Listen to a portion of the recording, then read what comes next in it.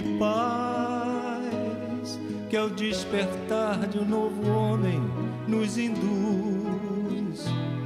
Te conclama, irmão, de última hora, a ingressar nesta seara de luz.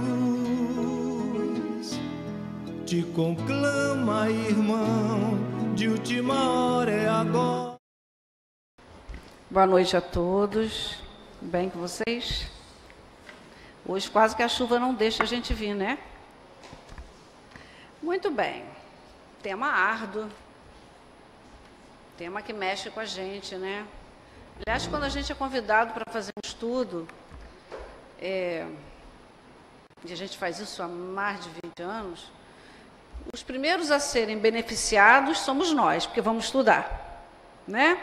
E o estudo, ele sempre agrega, ele sempre soma, mas o estudo também tem uma questão, ele mexe, ele remexe, ele instiga e ele faz com que a gente fique muito mexido, incomodado às vezes.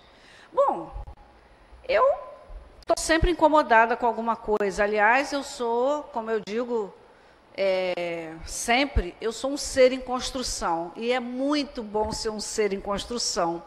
Porque quando a gente se define como um ser em construção, a gente fica muito a cavalheiro para dizer, olha, quem está aqui é alguém que está em construção. Quem está aqui falando é alguém que apenas estudou alguma coisa e compartilha. E como eu estudo a doutrina espírita, eu acho que há mais de 30 anos, 35 talvez, né? Eu venho, ao longo desses anos, compartilhando um pouco do que eu leio. Porque o conhecimento, ele é como uma luz, a gente tem que compartilhar. E quando a gente compartilha uma receita de bolo, a gente compartilha uma receita de como tirar mancha de uma roupa, a gente compartilha como solucionar, às vezes, uma questão com o filho, e às vezes a gente compartilha diversas soluções. Hoje, nós temos um grande agente de compartilhamento, o Google. Nós jogamos no Google e achamos a receita de como tirar a mancha de uma roupa. Então, hoje está mais fácil. Eu acho que dias virão que nós não vamos precisar estar aqui. Mas, como a gente compartilha tudo, por que não compartilhar o pouco que a gente leu e reflete? Então, quem vos fala é alguém que está refletindo com vocês, compartilhando com vocês. E não alguém que sabe mais, ou que já melhorou, ou que já é santo. Aliás, essa figura de santo e pecado é algo que não faz parte da doutrina espírita. Embora nós tenhamos muitos católicos encarnados e muitos pastores. Então, a gente ainda tem muita matriz do pecado, a gente tem muita matriz do erro, a gente tem muita matriz da sisudez, do santo, né? Quando, na verdade, a proposta da filosofia espírita é a proposta da alegria. É a proposta do conheceis a verdade vos libertará, mas a grande proposta reconhece o verdadeiro espírita pelo esforço que ele empreende para cada dia melhorar. O desafio difícil. O desafio difícil. É fácil para alguém aqui? Não. É difícil. Mas todo desafio é assim. Não existe desafio, senão ele deixa de ser desafio. Não é?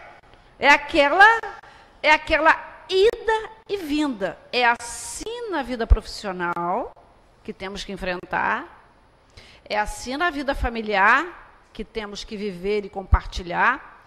É assim na vida de relação e na vida social. Afinal de contas, somos seres gregários. E sem o outro, nós não sabemos quem somos. Precisamos compartilhar, conviver. Porque é a partir do convívio cotidiano que nós buscamos as nossas referências e sabemos quem somos. Porque aquele que faz a proposta, vou largar esse mundo, vou viver isolado, ele não vai saber quem ele é. Porque ele não tem a referência do outro. Porque é o outro que nos desafia cotidianamente. E esse outro está na família, está no trabalho, está no colega, está aqui, né? Então, eu acho isso muito legal. Eu gosto dessa filosofia. Essa filosofia, ela faz muito sentido para a gente. Porque a gente vai compreender, a partir dessa filosofia, o porquê que temos dificuldade na família, o porquê que temos dificuldade no trabalho, o porquê que nós temos tantos conflitos íntimos. E esses conflitos, eles chegam a partir do conhecimento. E, portanto, essa parábola, né? Jesus falava por parábola, às vezes a gente fala por parábola, às vezes a gente dá indireta. Jesus dava muita indireta. Era só o que ele fazia, era dar indireta. Mas ele dava uma indireta inteligente. Às vezes nós damos indireta grosseira, provocativa, né? Principalmente na relação homem-mulher, casamento, quando chega um certo tempo, quando começa a faltar o diálogo, começa a vir as parábolas, falando por parábolas. Mas eu não entendo o que você fala, eu não entendo parábola, você precisa ser mais claro, vamos dialogar. São as indiretas. Mas Jesus fazia isso o tempo inteiro. Ele falava por indiretas. E uma delas é essa da semente, que ela é muito curiosa. Porque ele fala mais ou menos assim, olha, o semeador, ele saiu com um saco de semente. Eu vou traduzir, porque eu não gosto de muita coisa ao pé da letra. Ele saiu com um saco de semente. Saiu, não preparou o solo. Jogou umas na beira da estrada, o passarinho veio e comeu. Jogou outras aleatoriamente em terrenos pedregosos. Até germinou. Mas, como era pedra, o sol veio e queimou as raízes. Então, essa semente não deu fruto. Depois ele jogou um punhado de semente em solo com espinhos. E ali tinha espinho, uma porção de árvore, uma porção de erva daninha. Ela até germinou, mas não conseguiu dar frutos, porque os espinhos em torno abafaram essas sementes. E, por fim, a quarta porção de semente foi jogada num terreno pronto, num terreno preparado. E essa quarta porção de semente, nesse terreno preparado, deu fruto. Germinou, como as duas últimas, mas deu fruto. Olha, gente, isso é difícil. Porque indireta nem sempre a gente entende, né? E isso aqui tem 2000 anos. O que ele quer dizer com isso? Se nós estudarmos isso por um pastor evangélico, ele vai usar o pé da letra. A palavra de Deus caiu num solo, papapá, e ninguém ouviu. Mas eu acho que a gente tem que buscar isso aí, é uma questão mais atual, né? E eu gosto muito de alguns autores, como Rodolfo Caligares, Vinícius, que tratam muito dessa temática sobre o Evangelho. Eu gosto sempre de me referir a Jesus, talvez porque eu tenha muito esse lado, como um revolucionário. Eu costumo dizer que se eu tivesse idade, em 64, eu não estaria aqui. Eu estaria presa e morta, certamente, nos dói-code da vida. Que eu tenho uma veia muito forte nesse lado. E eu ouvi outro dia um texto sobre ele, sobre Jesus, que me encantou muito. Porque, na verdade, ele quebrou todos os paradigmas da época. Né? Um homem jovem, mas que se alienou daquela questão da sociedade falsa. Na verdade, ele preferia a convivência com as prostitutas. Eram mais naturais. Elas eram o que elas eram. Com os cobradores de impostos, eles eram o que eram. Com Marta e Maria, uma acudindo nos outros afazeres e a outra ouvindo. Mas ele veio exatamente quebrar aquele verniz social que já estava apodrecido. E ele revolucionou, como Gandhi, através da fala, através do amor. Né? Óbvio que ele incomodava, como Gandhi incomodou, né? Como Mandela incomodou, que passou décadas na cadeia, na busca do apartheid. Então foram homens, foram personalidades que tinham, obviamente, missão de fazer a reviravolta social. E a minha grande referência com esse homem chamado Jesus é exatamente pela propagação do amor, do simples, mas da irreverência absoluta com os padrões sociais da época. Da não aceitação daquele padrão social da época. No entanto, ele precisava fazer isso de alguma forma, porque ele precisava ter um tempo de amadurecer essa fala, essa missão dele, e em muitos momentos ele precisou usar de indiretas, de usar de analogias do cotidiano daquela sociedade de 2000 anos para se fazer entendido. Então, na parábola do semeador, na indireta do homem que sai a semear, ele, na verdade, diz isso: olha, eu estou falando muita coisa aqui para vocês. Eu estou falando que esse verniz social, ele é pouco importante. Eu estou falando que o que mais vale é o coração. É aquilo que efetivamente a pessoa tem e é de bom. Mas eu sei que muita coisa do que eu estou falando aqui vai entrar por ouvido e vai sair pelo outro. Alguns, talvez, ouçam, reflitam, entendam, mas não vão conseguir implementar de imediato.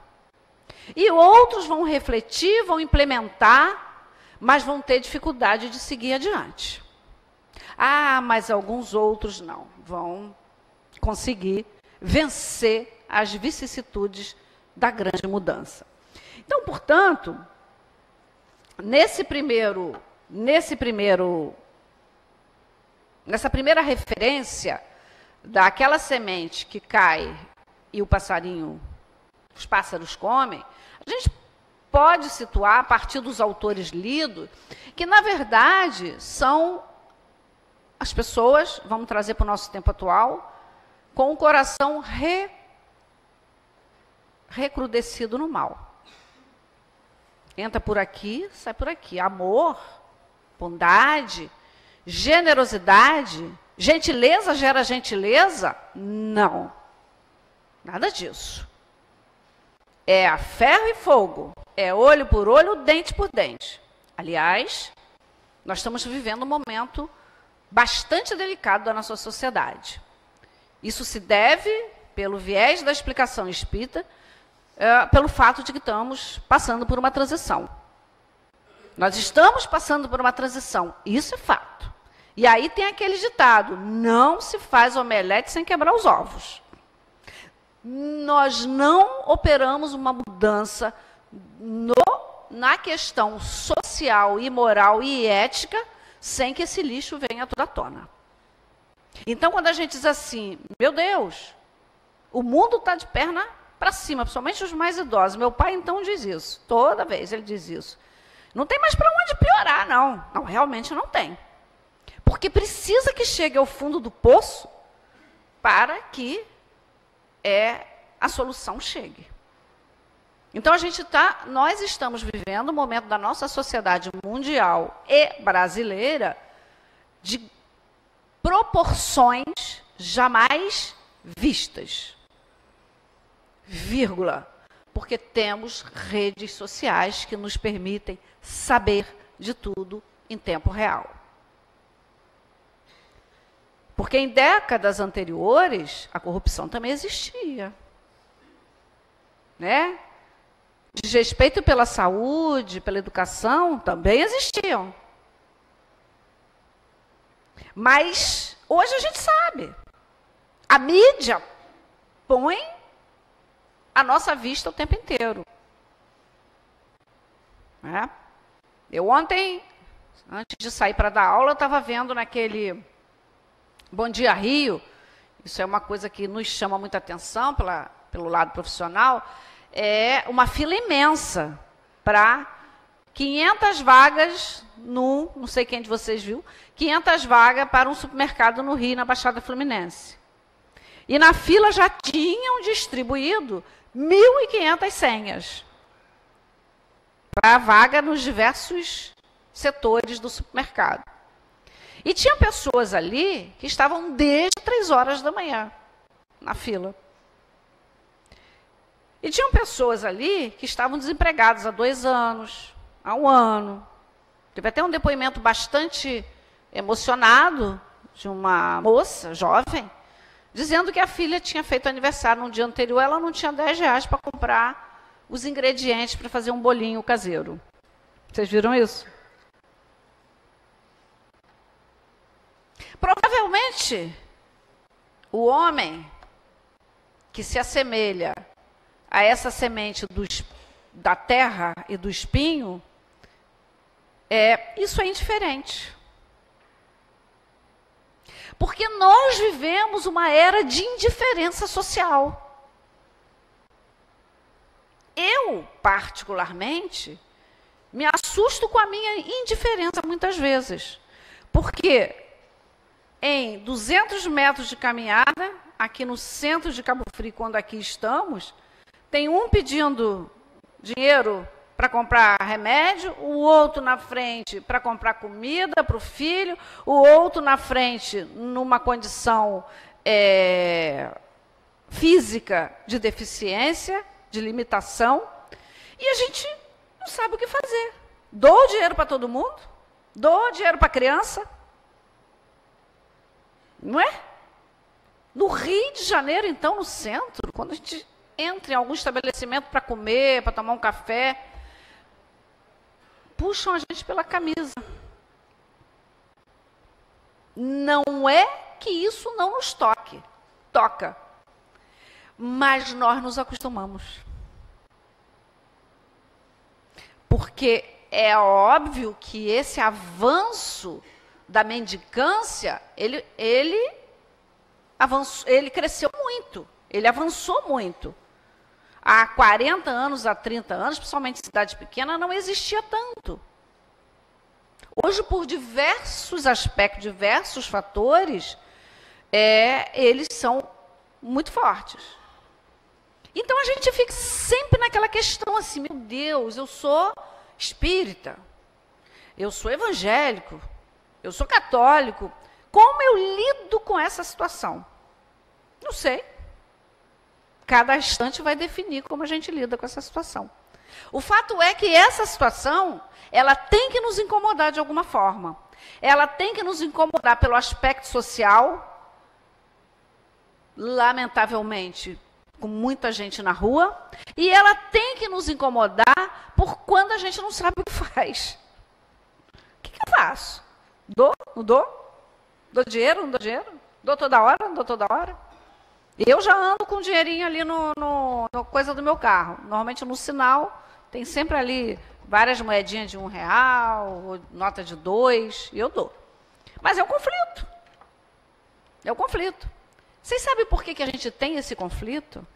Vocês sabem por que a gente tem o seguinte conflito? O governador está preso. Ai, que bom, roubou muito. A gente pensa assim. Ou então a gente diz assim, esse carnaval no Rio de Janeiro foi assustador. Vou mudar para outro país, para outra cidade, vou sair do Rio de Janeiro.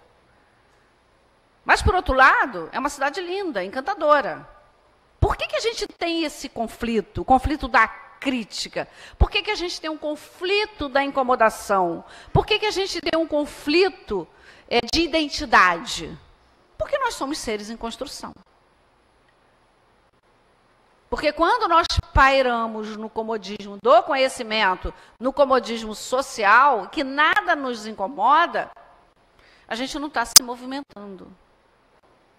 Então a gente está exatamente como essa simbologia, isso é uma simbologia, daquela semente que cai e nem raiz faz. A semente que cai no espinhal ou que cai no pedregulho faz raiz. As sementes fazem raízes, mas não se sustentam por muito tempo. É esse conflito que a gente tem entre buscar a nossa reformulação de alguns hábitos, de alguma forma de vida, e o apelo do nosso próprio passado. Porque a gente diz assim, é um apelo social muito grande. Não é apelo social nenhum. O apelo é nosso. Nós somos filhos de nós mesmos. Nós somos filhos de um passado. Qual é o nosso passado, gente? Tem gente que fala assim, eu nasci em tal lugar, meu pai... Não é esse passado que eu me refiro. Esse talvez nem faça tanta mudança. Mas nós somos filhos da Igreja Católica de muitos anos. De muitas décadas, muitos séculos. E a doutrina espírita é de 1857. Primeiro livro, abril de 1857. Então, na verdade, por que temos tanta dificuldade, às vezes, de implementar esse homem bom, como disse Santo Agostinho, de implementar essa parte melhor, de sermos pessoas que a incomodação nos faz tomar alguma atitude proativa e positiva. Primeiro, que aqui é um mundo de expiação e provas. Não é mundo de gente perfeita. Se fosse, a gente não estava aqui. Graças a Deus que não é. Que até que se fosse, eu nem podia estar aqui. Ninguém. Né? Então, talvez a grande questão importante da filosofia espírita é que ela nos faz refletir de onde viemos e para onde vamos. Só que a gente só pensa assim, para onde vamos? Nós vamos, segundo Santo Agostinho, todo dia de noite, fazer uma reflexão, avaliar o que eu fiz hoje, o que eu posso melhorar, se eu fui gentil, se eu consegui ajudar alguém. Isso é um sonho de consumo. Mas esse sonho de consumo, de ser melhor a cada dia, ele está atrelado às matrizes da imperfeição que nos vincula ao que somos hoje. São matrizes de séculos. De séculos. Porque a gente é filho da Igreja Católica. Nós somos filhos de uma história, nós somos filhos da Inquisição, nós somos filhos das cruzadas, nós somos filhos de tribos, de guerras de tribo, de rapto de mulheres, de criança, de brigas por terra, de brigas por joias, de disputas por dotes. Né, gente? Nós somos filhos da escravidão. Nós somos filhos da escravidão. Quem tem a pele branca hoje, não pense aí que não estava lá, com um pezinho lá, ou de escravo, ou de senhor, ou de sinhazinha. Não pensem. Eu conheci uma família, agora, recentemente, no Carnaval, e fui participar de um almoço, de um festivo, etc. e tal, alegre, com música. E na cozinha desse almoço, estava uma senhora negra, E eu, como hábito, onde eu chego, eu vou cumprimentar quem está trabalhando, quem não está e tal. Eu falei, e aí, tudo bem? Como é que está esse almoço? Como é que vai ser isso? Tal, tal. Ah, tudo bem. Extremamente simpática, extremamente agradável. E eu, várias vezes, eu ia na cozinha e perguntava, e aí, está tudo bem? Quer alguma ajuda, alguma coisa? Porque eram várias pessoas e ela estava praticamente sozinha.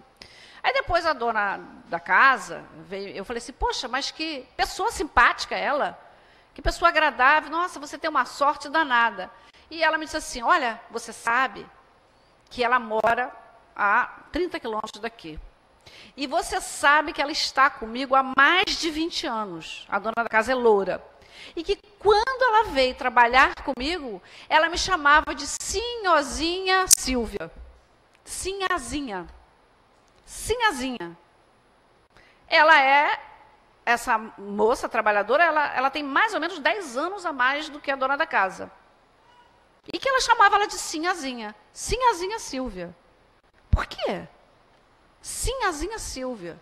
Porque a avó dela, ela deve ter uns 60 anos, não tem mais do que isso. A avó dela foi escrava, passou para ela, para a mãe dela, esse hábito de chamar os brancos de Sinhazinha. Gente... Uma mulher de 60 anos, com uma constituição onde propaga a igualdade de sexo, cor, raça, etc. e tal. A gente ouvia essa história. Eu fiquei, assim, abismada. Mas ela chamava Sinhazinha Silva, Sinhazinha. Não me chamava de dona, que é um... Dona é um tratamento brasileiro, né? Senhor, senhora ou dona. Nós nem senhorita nós usamos mais. E a escravidão estava aqui muito perto da gente. Muito perto da gente. Mas o preconceito da cor, ele existe muito forte ainda. Ele existe muito forte. E a gente convive com isso. Por quê? Porque nós somos, muitos de nós, somos nessa referência da semente, aqueles que o amor, a generosidade, a compreensão do outro, o entendimento das diferenças, a não crítica, ela ainda passa muito superficialmente pela gente. Cai em pedregulho. Ah, eu sabia que eu tinha que ser um pouco mais contido ao fazer uma crítica àquele companheiro do Centro Amor e Caridade, ou do Centro Trabalhador de Jesus, ou do Allan Kardec de Araruama, ou do Seara Fraterno do Rio de Janeiro, porque ele está sempre lá, mas ele não pega no pesado. Aqui dentro nós somos os mais preconceituosos. Eu tenho uma amiga, ela é umbandista. E eles fazem um trabalho belíssimo, eu conheci muito a mãe dela no Rio. Ela é espiritualista. Um trabalho é muito comum hoje, né? Com estudo das obras kardecianas, mas com práticas de Umbanda, mas com muita caridade.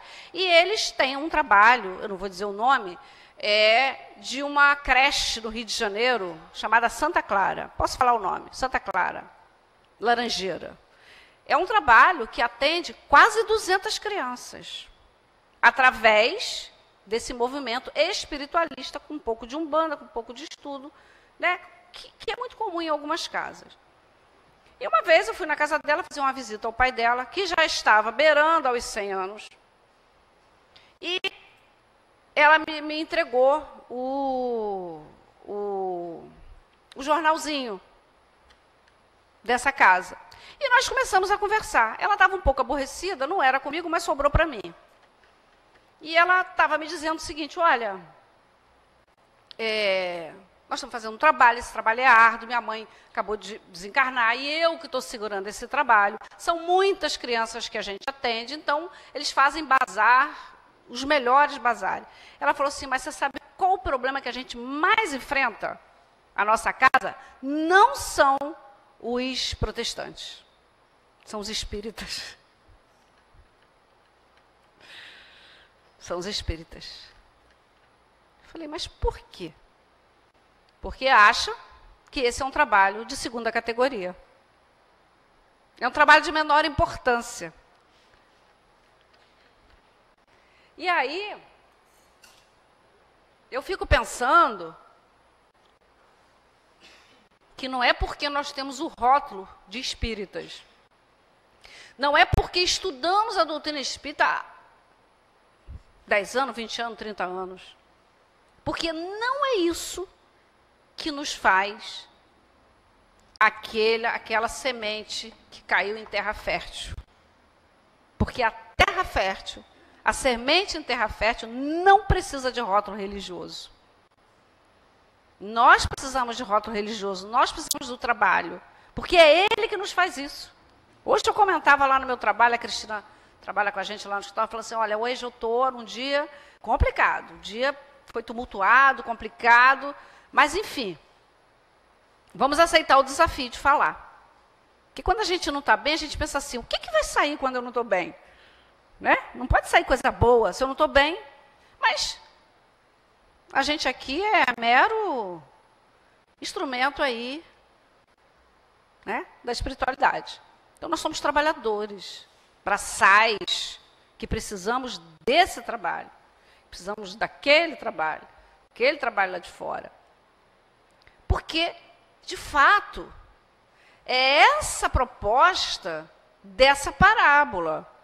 Não importa o rótulo religioso, mas o que importa é a capacidade que cada ser humano, de cada pessoa, tem de produzir mudanças individuais e sociais. E onde elas ocorrem? Onde o bem ocorre? Onde esse ensinamento de amor, no sentido amplo, ele ocorre? Aqui é fácil demais. Porque quando a gente entra aqui a gente tem uma câmara energética. Toda a casa tem uma câmara energética fluida, de fluido bom. Por isso que a gente vem, porque a gente se sente bem. Naquele dia que a gente não está legal, diz assim, sento tomar um passe. Vou para a igreja escutar uma missa, tomar um monte de hóstia. Porque a gente não está bem. E a gente vai, normalmente se sente bem. Por quê?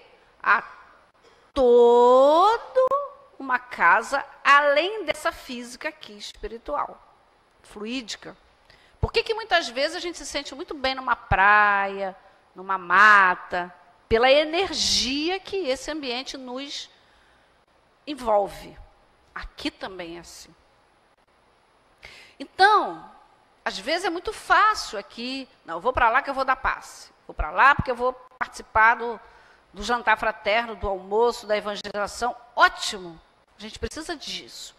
Porque quanto mais gente estiver evangelizando, menos criança na rua com propensão ao crime nós teremos. Mais crianças sendo desenvolvido naquilo, nas suas potencialidades de ética e de amor, nós vamos ter. Quanto mais sopão nós fizermos, mais fome a gente está matando.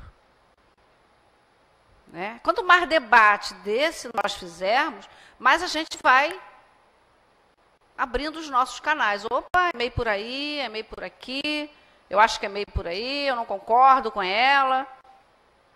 Porque a divergência é extremamente salutar. Jesus foi altamente divergente e irreverente e quebrou todos os padrões da época. Mas essa aceitação, essa proposta de renovação e de acolhimento dessa filosofia da vida, da filosofia de que somos aquilo que nós queremos ser, somos aquilo que nós desejamos ser, aquilo que nós pensamos, nós colhemos o que plantamos, a gente fala isso toda hora, colhemos o que plantamos, mas o que a gente está plantando? Tem que perpassar por uma coisa raciocinada. Porque nenhuma crença, seja ela qual for, Eu, às vezes, não gosto muito da palavra fé. A fé é muito legal. Mas, às vezes, eu gosto de crença. Porque crença é crença na vida, crença na sociedade, crença no mundo melhor, crença, né, numa filosofia de reencarnatória, ou crença exclusivamente de que só tem um céu e um inferno. Mas toda crença, seja ela qual for, ela deve ser refletida. Ela tem que ser raciocinada. Não deve ser imposta. É preferível que aquele que chegue ao movimento espírita não concorde, saia, do que fique sem concordar. Saia e vai refletir. Ou então aceite o desafio de ficar 30, 40, 50 anos buscando aprender e entender. Porque esse é o nosso desafio. Nós vamos chegar no plano espiritual, vamos continuar com o desafio de algumas reflexões com as quais nós não concordamos ou com as quais nós concordamos. Não é por aí? Então, essa semente boa aí, ela tem uma questão. A semente de ser melhor a cada dia. Eu posso ser melhor a cada dia no meu relacionamento interpessoal. Porque o outro, ele é o meu buril. Ele vai me dar essa referência dos pontos em que eu preciso burilar. Esse melhor a cada dia, ele é no meu trabalho. Eu me supero cada dia mais. Aprendo mais. Me torno melhor. Me torno mais capacitado. Né? Esse melhor a cada dia é não aceitar uma provocação no trânsito. Que para muita gente é difícil. Imagina nesse período de carnaval. E eu não estava aqui, que eu fujo para a roça. Fujo para o mato. Mas nesse período de carnaval, quem mora numa cidade como nós, que é uma cidade turística, é um desafio, não é? É um desafio. Porque não se consegue transitar nas ruas, às vezes as pessoas não são educadas, né? O outro passa no carro, xinga, faz sinais feios, né? Você leva uma fechada. Quem quer ir à praia não consegue, né, Kátia? Não consegue botar a cadeira. Então, isso é um desafio. Eu tenho que suportar isso? Bom, eu vivo na sociedade, eu não sei como lidar com isso. Eu não tenho uma fórmula pronta, mas uma coisa é certa. Eu não devo entrar na sintonia. Porque se eu entro na sintonia, eu estrago o meu dia. Se eu entrar na sintonia da raiva, eu não vou ficar vibrando na mesma faixa da raiva. Se eu entro na sintonia da provocação urbana, eu acho que eu vou ficar indignado. Eu vou chegar em casa indignado, mal-humorado, nada vai ficar bom. Se eu entro na sintonia da ira, igualmente, da raiva, da revolta, o país está uma revolta só. O país está uma revolta só. É melhor a gente buscar as ondas eletromagnéticas do otimismo, da alegria, do entusiasmo pela vida.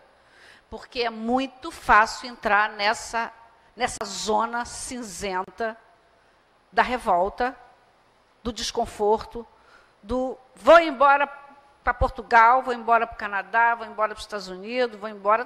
Tanta gente, todo dia eu escuto 2, 3.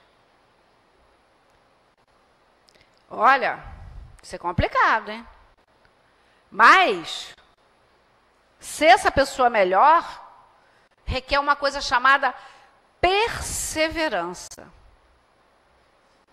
Mas o que na vida não requer perseverança, gente? Né, Sérgio? O empresário não tem que ter perseverança? Ele não tem que se amoldar? Ele não precisa se reinventar? Se aprimorar? O aprimoramento, ele requer obstinação, perseverança. Seja ele intelectual, seja ele ético. O ético está bem difícil. Mas é bom a gente avaliar se não é a melhor parte. Porque a gente consegue dormir. Consegue deitar no travesseiro e dormir. Mas uma coisa é certa. Ser melhor, buscar se melhorar, não significa se colocar num patamar de superioridade. Ao contrário, é o patamar da consciência de que nós não somos nada. Nós somos melhores do que ninguém. Nós somos seres em construção. E como seres em construção, que habitamos o mundo de expiação e provas, que é o segundo patamar na escala evolutiva do planeta Terra,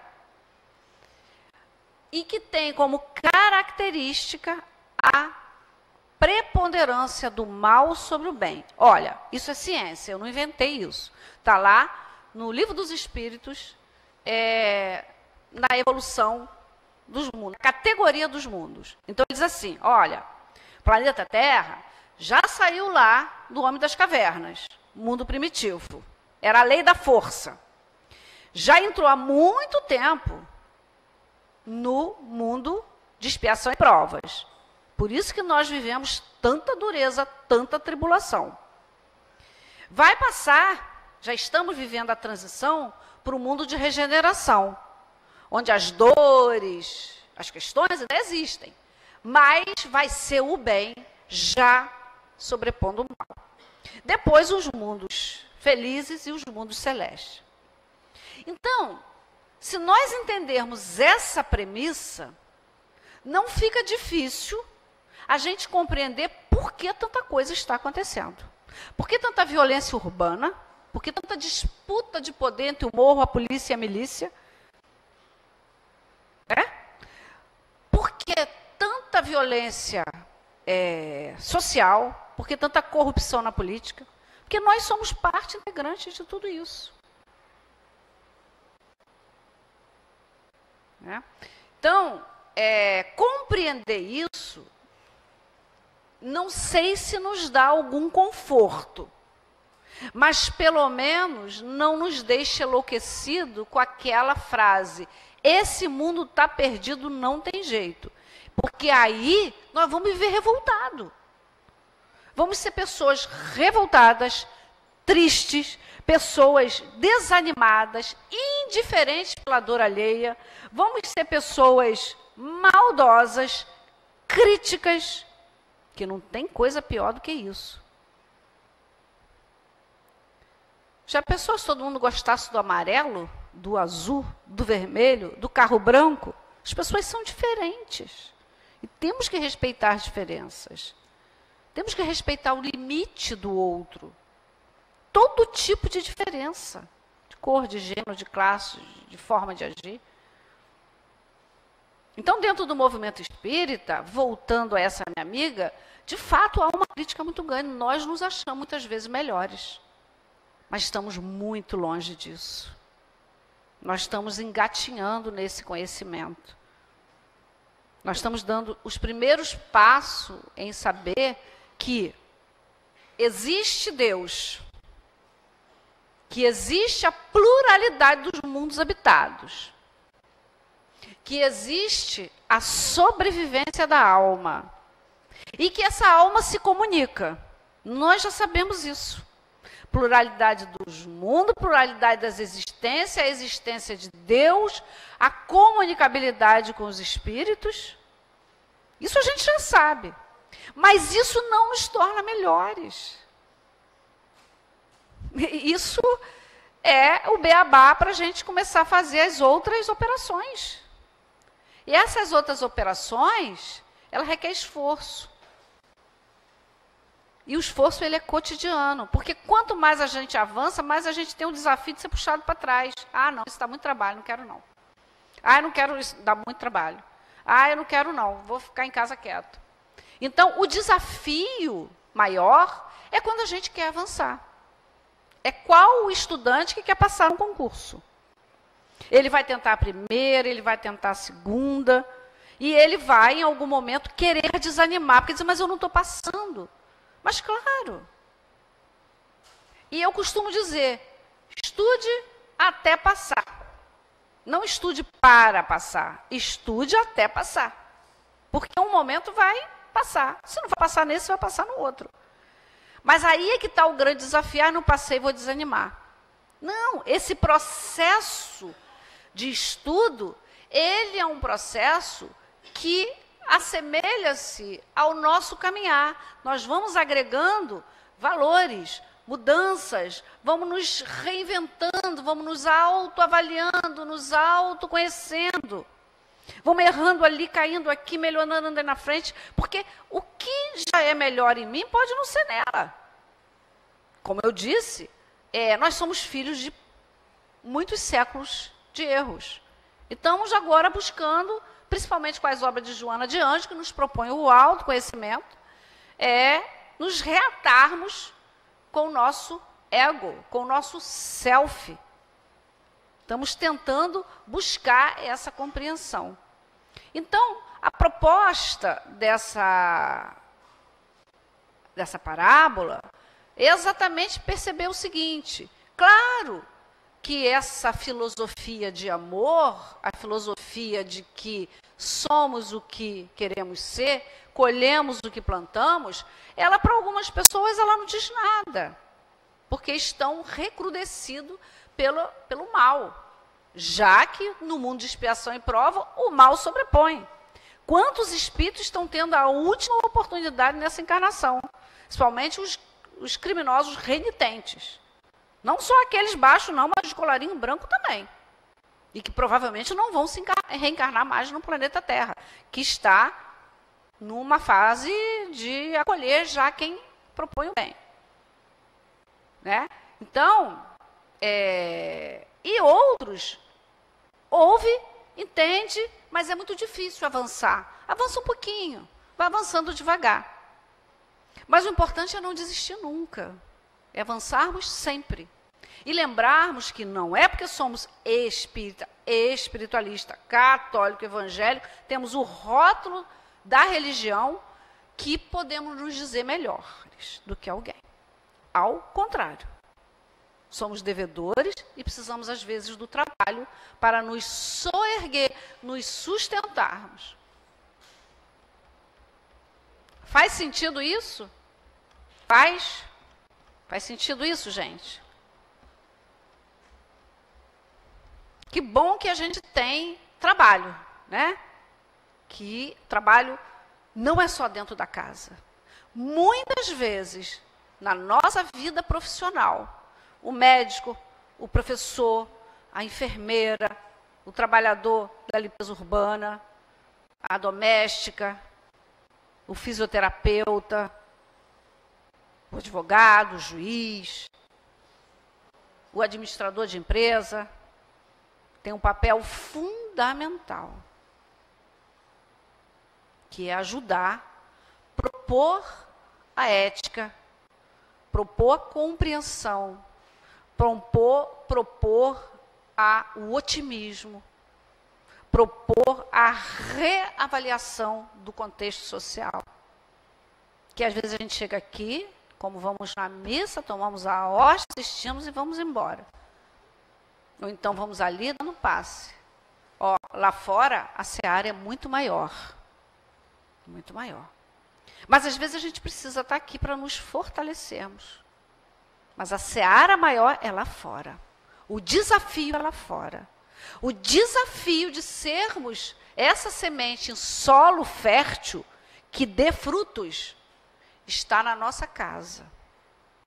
Quantas dificuldades nós temos na nossa casa?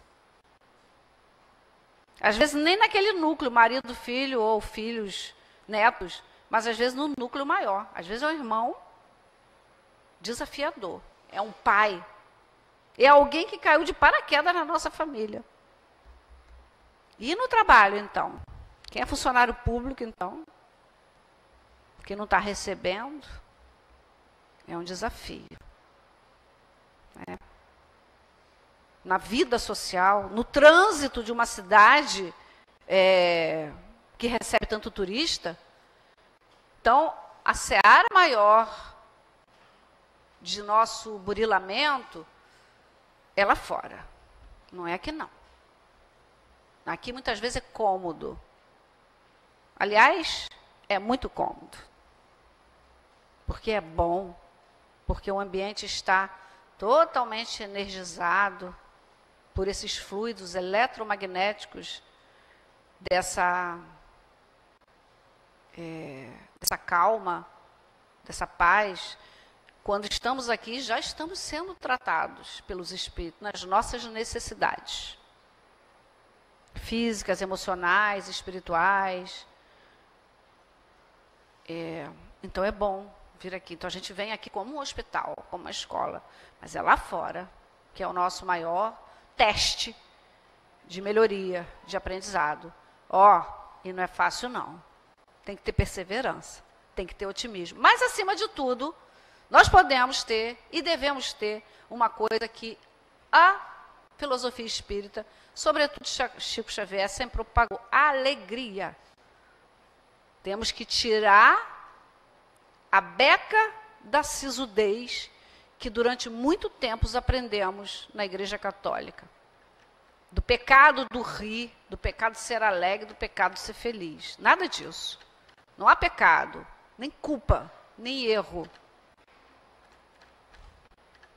Há vida que vai se construindo e reconstruindo a cada dia. Bom, gente, estamos no nosso horário. Eu espero que esse bate-papo tenha sido bom para vocês, porque eu considero isso um bate-papo, ok? Muito obrigada, fiquem com Deus. E vamos nos animar aí para a semana, para o final de semana e para o ano que está se iniciando, né? Porque afinal ele se inicia depois do carnaval.